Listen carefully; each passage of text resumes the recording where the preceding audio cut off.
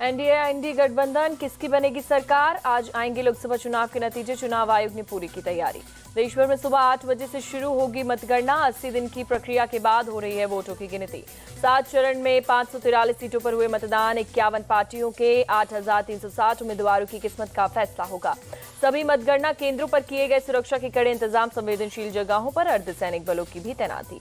India TV CNX के exit poll में NDA गठबंधन की जीत के साथ मोदी सरकार की वापसी का अनुमान। 371 से 401 सीटों पर जीत दर्ज कर सकता है एनडीए। बहुमत के लिए 272 सीटें जरूरी। एग्जिट पोल के मुताबिक इंडी गठबंधन 109 से 139 सीटों पर दर्ज कर सकती है जीत। तो वहीं अन्य दलों के खाते में आ सकती है 28 से 38 सीटें। आज दिन भर इंडिया टीवी पर लगातार देखे चुनाव के नतीजे। Editor in chief Rajat Sharma के साथ रिजल्ट का पूरा विश्लेषण। कांग्रेस ने कार्यकर्ताओं के लिए जारी किया हेल्पलाइन नंबर। कहा गड़बड़ लगे तो वीडियो बनाएं।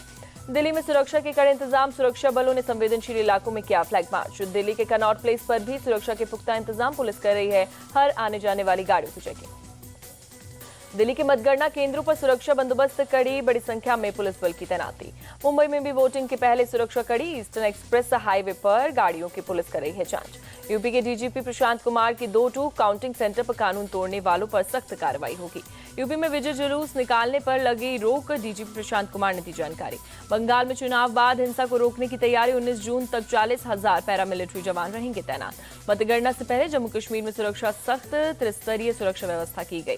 दिल्ली में बीजेपी दफ्तर को सजाया जा रहा। कार्यकर्ताओं के लिए खाने पीने के इंतजाम भी किए जा रहे। दिल्ली में कांग्रेस दफ्तर को भी सजाया जा रहा। मतगणना से पहले टेंट लगाए गए। मुंबई में काउंटिंग से पहले 10,000 लड्डू बनकर तैयार। लोगों को दिए जाने वाले डिब्बे पर लिखा तीसरी बार मोदी सरकार। पटना में भी भारी मात्रा में लड्डू तैयार किया जा रहा। बीजेपी कार्यकर्ताओं ने अब की बार 400 पार के लगाए नारे। जयपुर में प्रदेश बीजेपी कार्यालय को लाइट और झंडों से सजाया जा रहा। कार्यकर्ताओं के लिए टेंट भी लगाए गए। जयपुर में बीजेपी ने 1100 किलो लड्डू तैयार करवाया। जीत के बाद कार्यकर्ताओं और समर्थकों को बांटा जाएगा। बेंगलुरु में बीजेपी ऑफिस को लाइट से सजाया गया। पार्टी ने भी जश्न की तैयारी की। रायपुर में बीजेपी ने 201 किलो लड्डू का ऑर्डर दिया। जीत के जश्न के लिए 11 तरह का लड्डू बनकर तैयार। वाराणसी में बीजेपी समर्थक मुस्लिम महिलाओं ने लड्डू तैयार किए। पीएम मोदी और अमित शाह के तस्वीर के साथ रखी मिठाइयां। वाराणसी में मुस्लिम महिलाओं ने जीत की घोषणा से पहले की मनाया जश्न। पटाखे फोड़े और आतिशबाजी की। झारखंड के दुमका में बीजेपी उम्मीदवार सीता सोरेन ने पूजा और हवन किया। पार्टी की जीत के लिए प्रार्थना की। एआईएमआईएम प्रमुख असदुद्दीन ओवैसी हैदराबाद में सुबह सुबह पहुंचे पार्टी मुख्यालय। कार्यकर्ताओं के साथ बनाई रणनीति। विदिशा से बीजेपी कैंडिडेट शिवराज सिंह चौहान ने मां नर्मदा की पूजा की। पत्नी साधना सिंह भी मौजूद रहीं। काउंटिंग से पहले भगवान की शरण में चिराग पासवान। पटना में मंदिर में पूजा अर्चना की। पार्टी के सभी प्रत्याशी रहे मौजूद। बिहार के पूर्णिया से निर्दलीय उम्मीदवार पप्पू यादव ने कहा मतगणना पारदर्शी होनी चाहिए, नहीं तो मरता क्या न करता। पप्पू यादव ने कहा अगर जबरदस्ती लोकतंत्र की मौत होगी तो महाभारत का संग्राम होगा। कार्यकर्ताओं से कफन बांध कर आने को कहा। चंडीगढ़ कांग्रेस ने बागियों पर की बड़ी कार्रवाई। 5 सीनियर सदस्य को 6 साल के लिए किया निलंबित। 5 पदाधिकारियों को पद से हटाया। काउंटिंग से पहले चुनाव आयोग ने की प्रेस कॉन्फ्रेंस। विपक्ष के आरोपों का दिया जवाब। कहा फेक नैरेटिव फैलाया गया। चुनाव आयोग ने कहा वोटिंग का वर्ल्ड रिकॉर्ड बना। 64 करोड़ से ज्यादा वोट डाले गए। यह हमारे लोकतंत्र की ताकत। यूपी के चीफ इलेक्शन ऑफिसर से मिला बीजेपी डेलीगेशन। कांग्रेस और सपा की शिकायत की। यूपी के डिप्टी सीएम ब्रजेश पाठक ने कहा लोगों को भड़काने की कोशिश कर रही है कांग्रेस और सपा। चुनाव आयोग से एक्शन लेने की अपील की। चुनाव नतीजों से पहले दिल्ली में बीजेपी की बड़ी बैठक। जेपी नड्डा के घर जुटे अमित शाह, राजनाथ सिंह समेत कई बड़े नेता। नतीजों के बाद की रणनीति बनाएगा इंडी गठबंधन। कांग्रेस ने अलायंस के सभी नेताओं को दिल्ली पहुंचने को कहा।